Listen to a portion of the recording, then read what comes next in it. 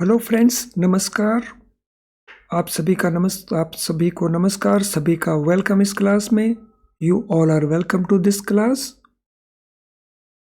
Confirm करेंगे सभी student जो क्लास को ज्वाइन कर चुके हैं कि उनका ऑडियो वीडियो उनको एक्सेसिबल है। Please confirm that audio video is accessible to all of you whosoever already join this class live.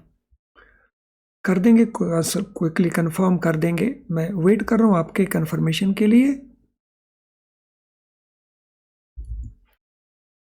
तो आज का जो हमारा सेशन है वो रिलेट करेगा इंडियन इकोनॉमी और इंडियन फाइनेंशियल सिस्टम में मॉड्यूल सी चैप्टर नंबर 22 को। So let us see the questions. When was banking companies act passed in India? जो बैंकिंग कंपनीज एक्ट है उसको कब पास किया गया? 1913 के अंदर, 1949 के अंदर, 1956 के अंदर या 1969 के अंदर? सो बैंकिंग कंपनी से रिलेटेड ये एक्ट कब पास किया गया?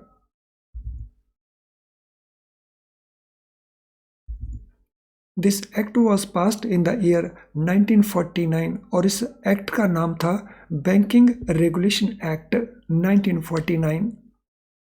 What was name of original act regulating banking companies in India? जो ओरिजिनली एक्ट पास किया गया था तो उस एक्ट का नाम क्या था बैंकिंग कंपनीज को रेगुलेट करने के लिए? Banking companies act, Indian companies act या बैंकिंग रेगुलेशन एक्ट या कॉम्प्रिहेंसिव लेजिस्लेशन एक्ट? तो उसका ओरिजिनल नाम क्या था?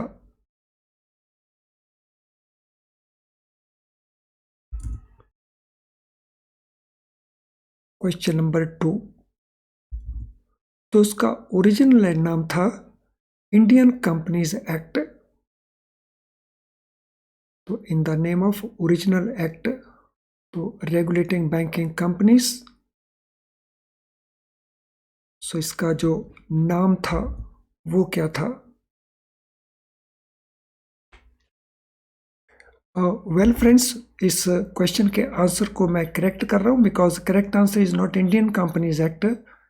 Correct name is banking companies act. तो ऑप्शन आंसर यहाँ पे होना चाहिए ए।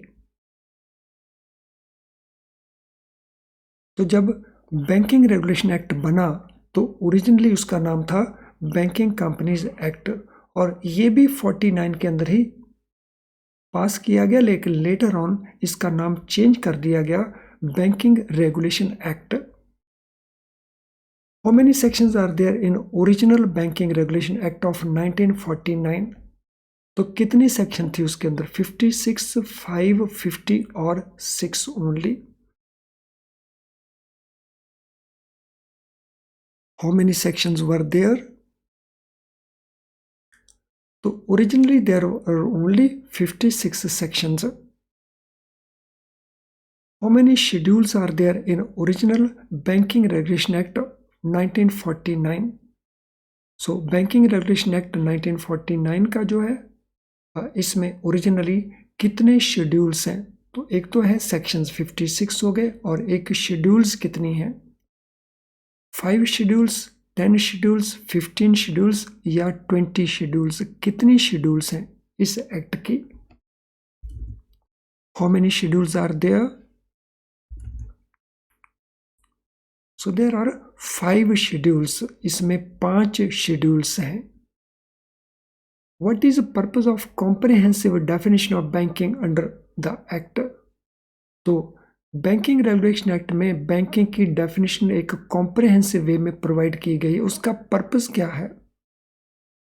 To restrict number of institutions that can come under the act, to broaden scope of the legislation to cover all institution that receive deposits, to allow non banking companies to accept deposits या to limit types of deposits which are repayable on demand.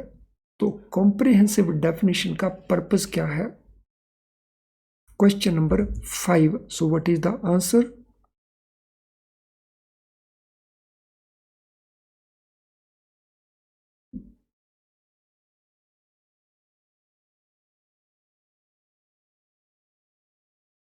So question number 5 answer जो है to broaden scope of legislation, जो act बना उसके scope को broaden करना ताकि सभी इंस्टीट्यूशन जो डिपॉजिट रिसीव करती हैं वो उसमें कवर हो सके। Which of the following is prohibited by act, तो एक्ट मीन्स यहाँ पे बैंकिंग रेगुलेशन एक्ट से है। इनमें से किसको प्रोहिबिट करता है ये act? Accepting deposits repayable on demand by non banking companies, trading by banking companies, accepting deposits banks registered outside India, और payment of dividend by banks. तो ये किस चीज को प्रोहिबिट करता है? क्वेश्चन नंबर 6, ये प्रोहिबिशन किस चीज को लेकर के है, ये हमारा क्वेश्चन है।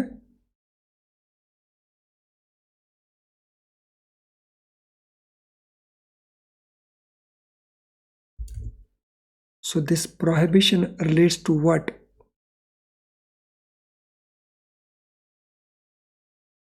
ये prohibition है relating to A, that is कि जो भी नॉन बैंकिंग कंपनीज हैं वो डिपॉजिट तो एक्सेप्ट कर सकती हैं, लेकिन अगर वो डिपॉजिट्स रीपेबल ऑन डिमांड हैं तो वो डिपॉजिट वो एक्सेप्ट नहीं कर सकती। ऑन द अदर हैंड जो बैंकिंग कंपनीज हैं जिनको हम बैंक्स कहते हैं, तो they can accept both type of deposits, वो डिमांड डिपॉजिट्स को भी और टाइम डिपॉजिट्स को भी एक्सेप्ट कर सकते हैं, whereas non bank companies they can not accept demand deposits. What is purpose of limiting payment of dividend by banks, तो बैंकों के ऊपर कुछ रिस्ट्रिक्शंस हैं जो लाभांश वो देते हैं अपने शेयर होल्डर्स को, तो वो पर्पस क्या है उनका? To encourage banks to invest more in stock market, to ensure that banks retain sufficient amount of profit in their operations, to discourage people from investing in banks, या to increase the salaries of bank employees। तो इसका purpose क्या है? Limiting payment of dividend by banks.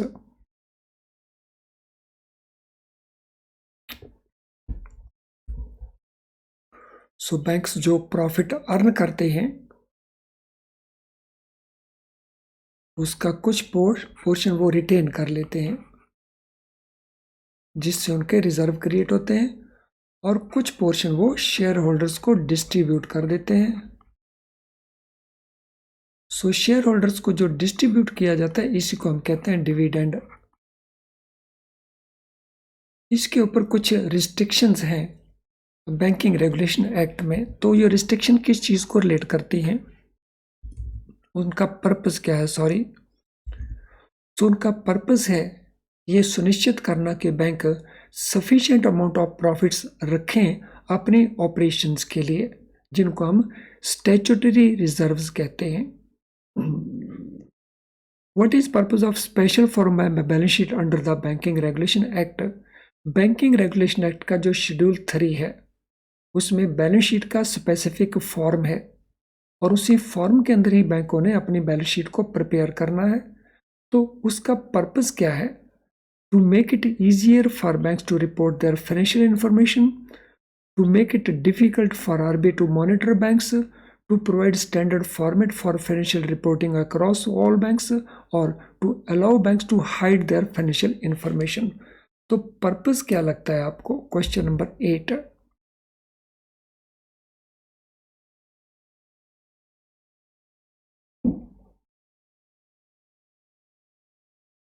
What is the answer to question number 8?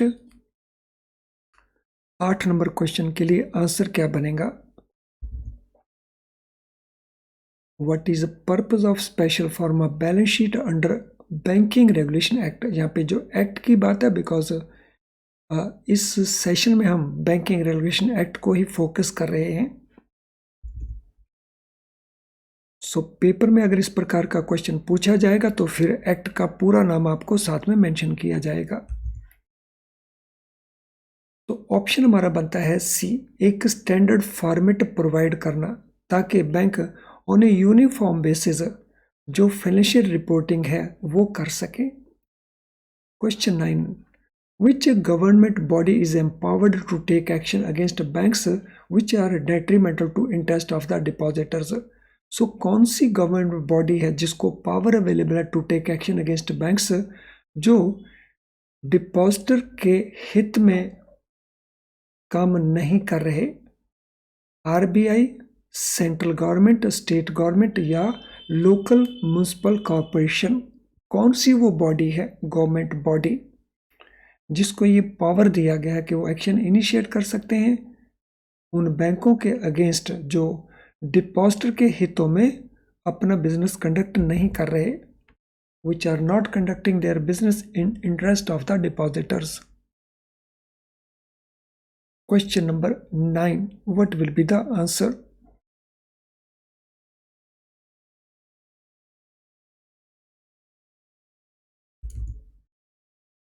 So इसका answer रहेगा B. Central government को ये power है कि सेंट्रल गवर्नमेंट एक्शन इनिशिएट कर सकती है किसी भी बैंक के अगेंस्ट अगर उसको लगता है कि वो बैंकिंग कंपनी डिपॉजिटर के जो इंटरेस्ट हैं उनके मुताबिक काम नहीं कर रही। What is purpose of provisions of RBI to come into the support of banking companies in times of emergencies? तो अगर किसी बैंक को कोई एमरजेंसी फेस करनी पड़ती है तो प्रोविजन किए गए हैं कि वो रिजर्व बैंक ऑफ इंडिया को अप्रोच कर सकते हैं या रिजर्व बैंक ऑफ इंडिया उनकी हेल्प कर सकता है। तो इसका पर्पस क्या है?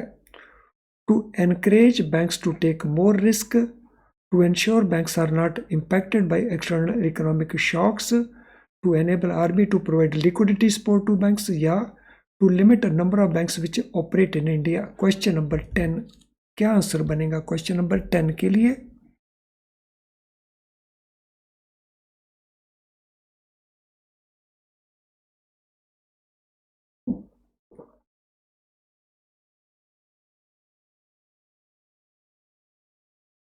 So what will be the answer to this question?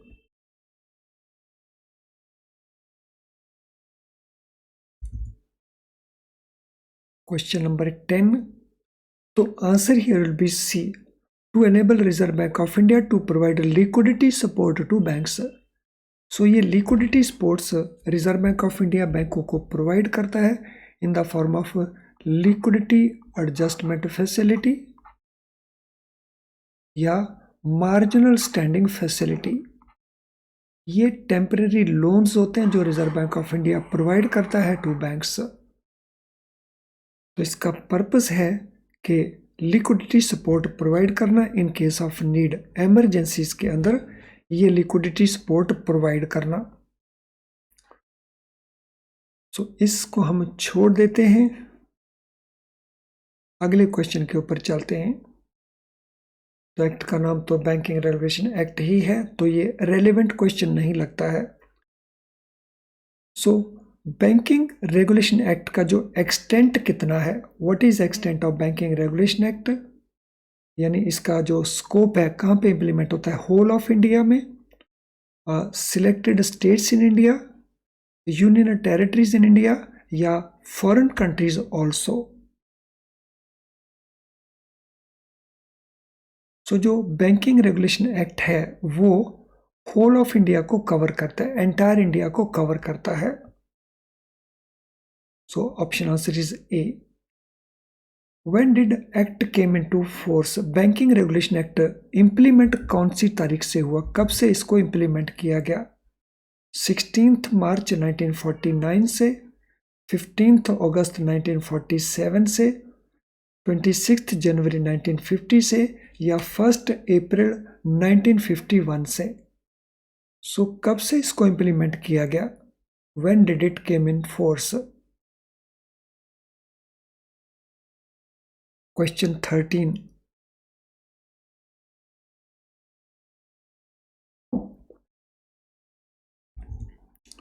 So it came into force from 16th of March 1949, 16 मार्च 1949 से।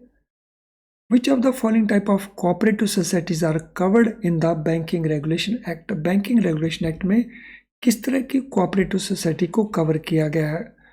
Primary agriculture credit societies, cooperative land mortgage banks, both A and B या none of these. तो किन को cover किया गया है? Cooperative societies को लेकर के।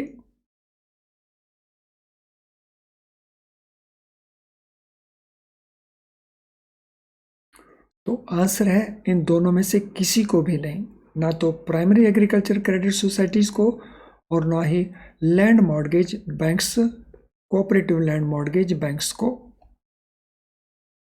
चलिए अगले क्वेश्चन के ऊपर चलते हैं।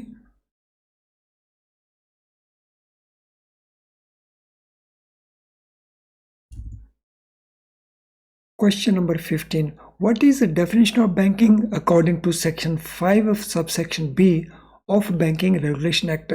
So banking को कैसे define किया है section 5 subsection B के अंदर इस एक्ट में?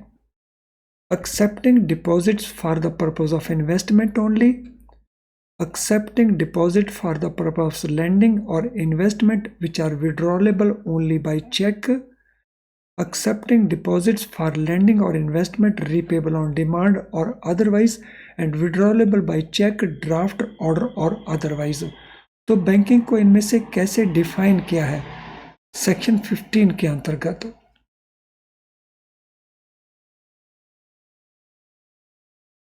So what is the definition of banking? Section 5B of Banking Regulation Act। So कौन सी डेफिनेशन आपको लगती है कि वो करेक्ट वन है?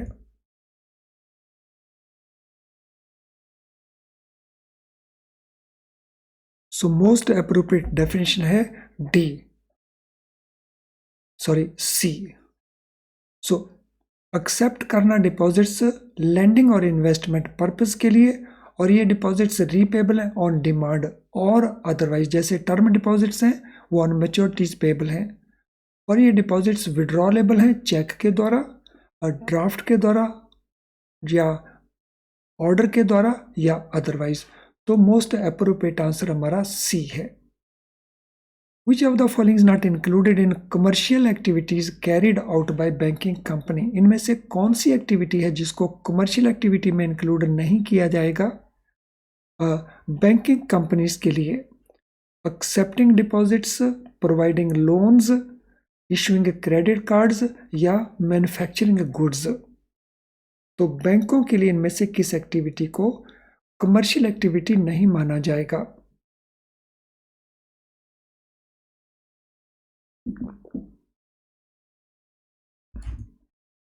सो डिपॉजिट एक्सेप्ट करने को माना जाएगा, लोन्स प्रोवाइड करने को भी माना जाएगा, इशूइंग क्रेडिट कार्ड्स को भी माना जाएगा, लेकिन मैन्युफैक्चरिंग ऑफ गुड्स को तो नहीं माना जाएगा।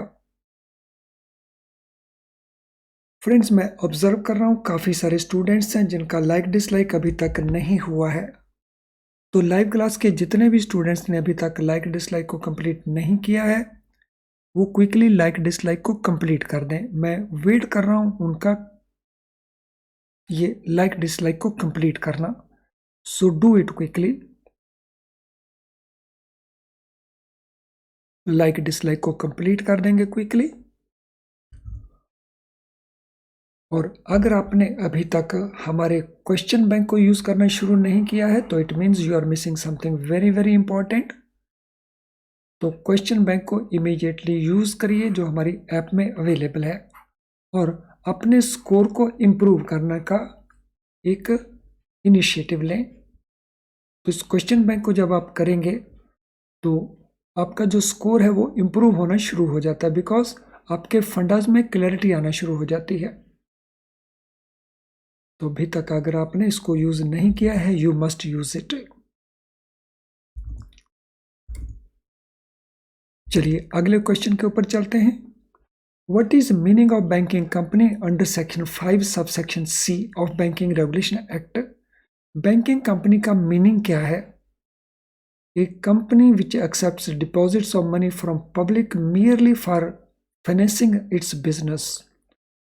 A company which transacts business of banking in India. Any company which provides loans to businesses for purpose of investment, or any company which issues a credit card। तो इसमें कौन सा best option बनता है क्वेश्चन नंबर 17 में?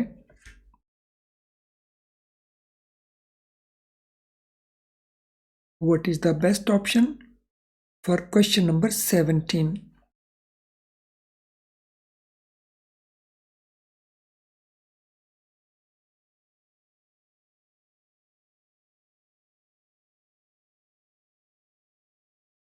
सो best option हमारा बनता है B, any company which transacts business of banking. और बिजनेस ऑफ बैंकिंग क्या है? सो वो डिफाइन किया गया है सेक्शन 5 सबसेक्शन बी के अंदर, accepting of deposit for lending and investment. तो जो भी कंपनी बैंकिंग का बिजनेस ट्रांजैक्ट कर रही है उसको कहा जाएगा banking company. What is meaning of branch और branch office according to section 5C of banking regulation act? तो ब्रांच या ब्रांच ऑफिस का मीनिंग क्या है? A subsidiary of a banking company, a non banking office of a banking company, any office of a banking company which provides loans to businesses for the purpose of investment, या any office of banking companies at which deposits are received, checks and cashed or money is lent। तो किसको कहेंगे branch या branch office? तो कौन सी definition most appropriate बनती है question number 18 के मुताबिक?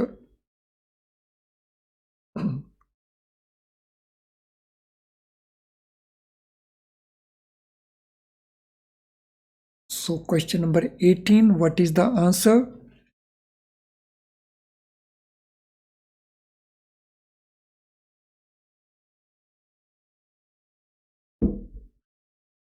क्वेश्चन नंबर 18 के लिए जो आंसर बनेगा that is D. So banking company का कोई भी ऑफिस जो डिपॉजिट्स लेता है, चेकों का पेमेंट करता है और मनी लेंड करता है, तो उसको हम कहेंगे बैंकिंग कंपनी की ब्रांच या branch office.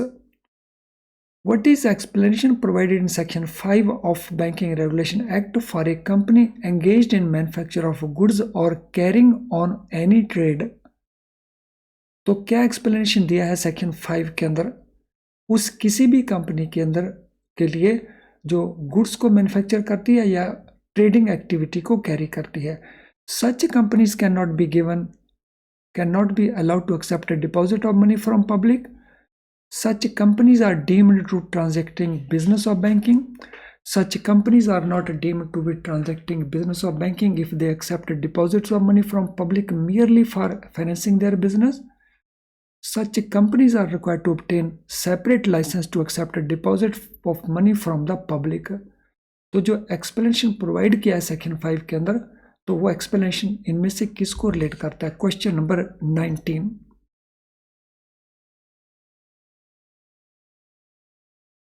So it relates to what?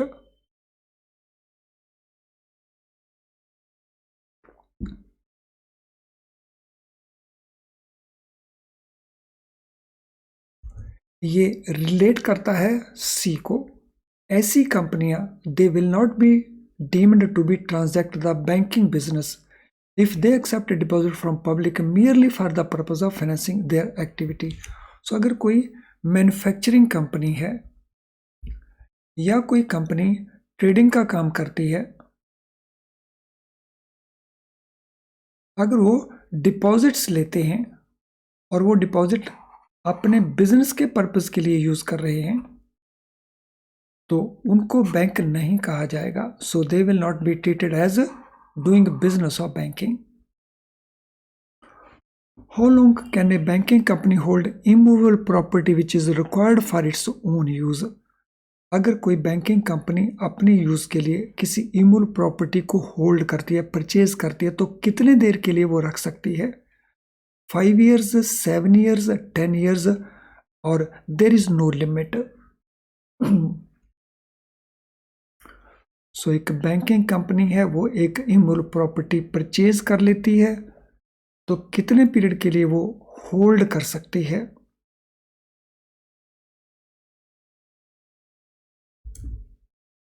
So it can hold indefinitely. तो यहाँ पे आंसर हमारा देर इज नो लिमिट। किसके लिए? अगर वो अपने पर्पस के लिए, सेल्फ यूज के लिए करती है। तो आंसर हमारा बनेगा डी। लेकिन अगर वो सेल्फ यूज के लिए होल्ड करना चाहती है तो मैक्सिमम पीरियड होगा 7 years का। सो कई बैंकिंग कंपनीज एनपीए को रिकवर करने के लिए ऑक्शन के अंदर प्रॉपर्टीज को परचेज कर लेती हैं लोन की रिकवरी के लिए, तो उन केसेस में ये पीरियड मैक्सिमम है 7 years का। What are various forms of business which a banking company may do in addition to banking or business according to section 6. So section 6 के मुताबिक different forms of business banking companies जो कर सकती हैं वो क्या हो सकते हैं in addition to what is mentioned in section 6. Only accepting deposit or lending money, only buying and selling foreign currency, borrowing, lending, investing, selling securities, providing safe deposit vault, collecting, transmitting money and securities, or none of these. तो इनमें से वो कौन सा business है जो additional business की form में आता है सेक्शन 6 से beyond? Question number 21।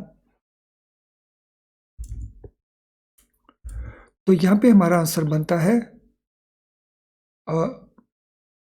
what are various forms of business which a bank company can do in addition to banking or business or banking as provided in section 6? तो ये सारे के सारे ये वाले बिजनेसेस हैं जो बैंकिंग कंपनी कर सकती है जैसा सेक्शन 6 में प्रोवाइडेड है। तो answer C. What does the term bullion and specie means used in section 6? Section 6 banking regulation act में ये टर्म्स बुलियन एंड स्पेसी है। इसका मीनिंग क्या है? Money in the form of coins, money in the form of notes, securities and investment, या bonds, scripts and other forms of securities. Bullion and specie, इनका meaning क्या है? Question number 22।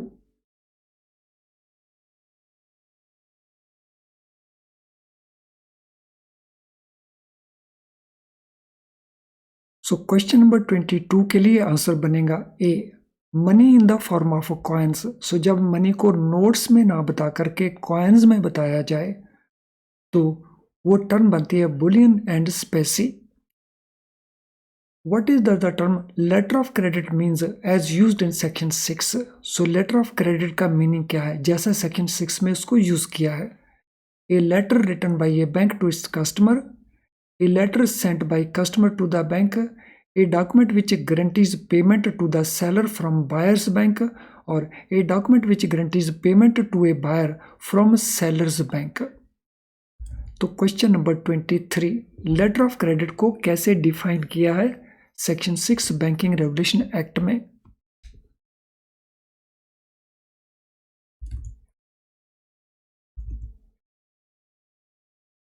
तो here the answer is C. एक document है जो guarantee करता है पेमेंट टू द सेलर, और इसको इशू कौन करता है? बायर्स बैंक इसको इशू करता है। What is meaning of term debenture as used in section 6? So debenture किसको कहा जाएगा सेक्शन 6 बैंकिंग रेगुलेशन एक्ट में? Document which acknowledges a debt, type of currency used in foreign exchange, type of bank account, और form of security which can be bought and sold. तो debenture किसको कहेंगे?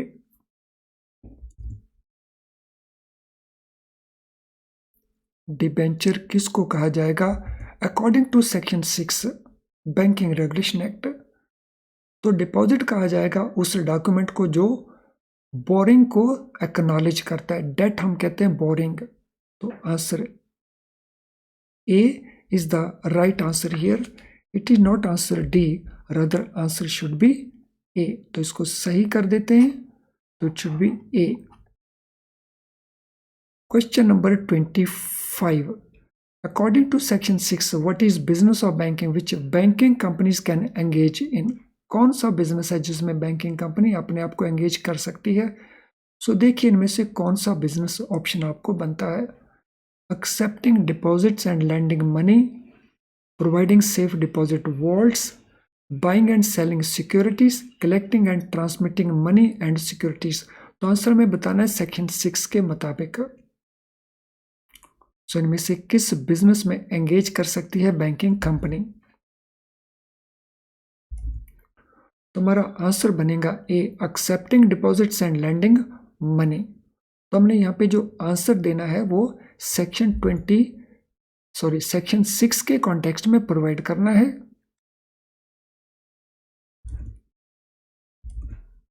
Well friends, आज के session को इसी के साथ हम वाइंड अप करेंगे, लेकिन वाइंड अप करने से पहले आज के सेशन से रिलेटेड अगर आपका कोई क्वेश्चन हो तो उसे आप इस वीडियो के कमेंट बॉक्स में टाइप कर सकते हैं।